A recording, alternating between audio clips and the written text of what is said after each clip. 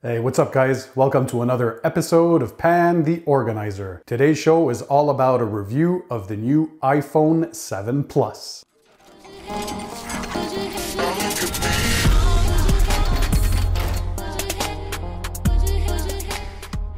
Now this phone's been out for about a month now, and let me tell you, I enjoy loving it every single day. This is my new daily driver, and it replaces my iPhone 6. So let's talk about the technical details of this iPhone 7 Plus.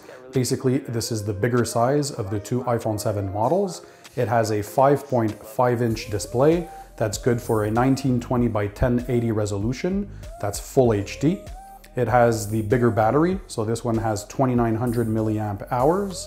It has 3 gigs of RAM, and it has the brand new quad-core A10 Fusion chip. You can get the iPhone 7 and 7 Plus in 5 colors, the new jet black, the new matte black, silver, gold, and rose gold. So one of the new features is the new 7 megapixel front-facing camera that's good to record up to 1080p video. So that's full high definition. In the back, you'll find 2 cameras on this 7 Plus model, and that's one of the biggest selling features. Basically, it has 2 lenses. Both are good for 12 megapixels, but the new thing is that there's one lens that's good for a wider angle, and the second lens that's good for telephoto or zoom. So for those of you who have DSLR cameras, what this means is that basically the first lens is the equivalent of a 28mm lens, and the second lens is a telephoto 56mm lens. Another neat feature about the camera system is that it has optical image stabilization. So what this means basically is it makes your pictures less shaky. So it's a clearer, more crisper picture. Like last year's iPhone 6s, the new 7 Plus still shoots 4K video up to 30 frames per second. This year, Apple also ditched the headphone jack, instead replacing it by the lightning connector. But no worries, for those of you who still have wired headphones, you can still use a dongle that comes with it.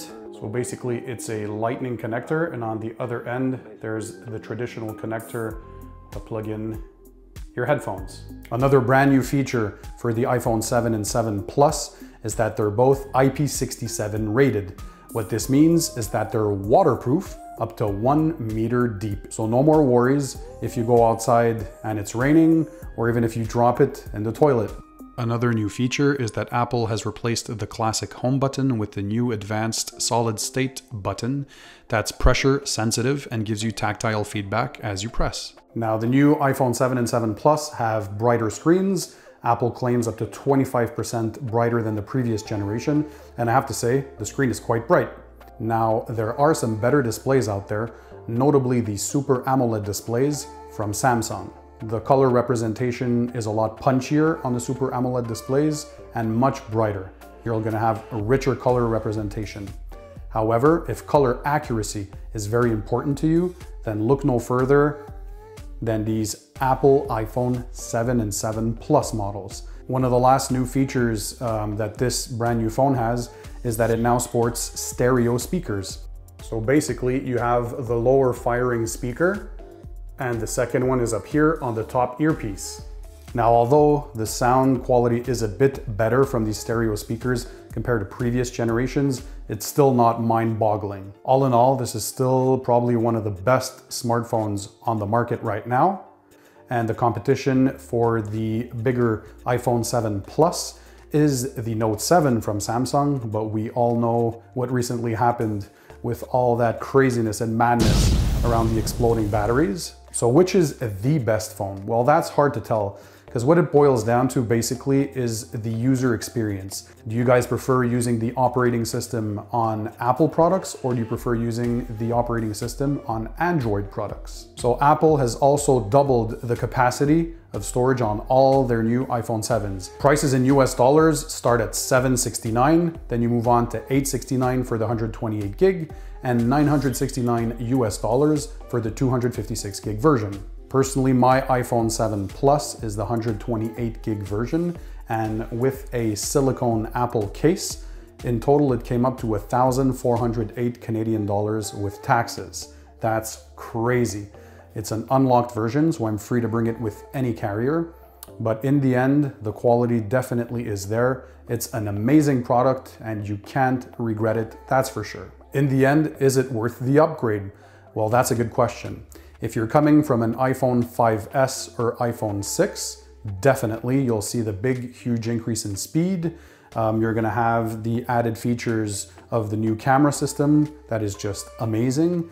And also it's waterproof if that's something that you guys might need. If you're coming from an iPhone 6S, well, not as much. That was a great phone, it still performs. Save your money and wait till next year, because rumors are, and there are a lot of rumors on the Apple side, that it'll probably be an OLED screen, finally, and some other neat features, I'm sure. Then Apple always has a bunch of surprises for us, so stay tuned. So that's it for today's show, guys. I hope you enjoyed my review of the iPhone 7.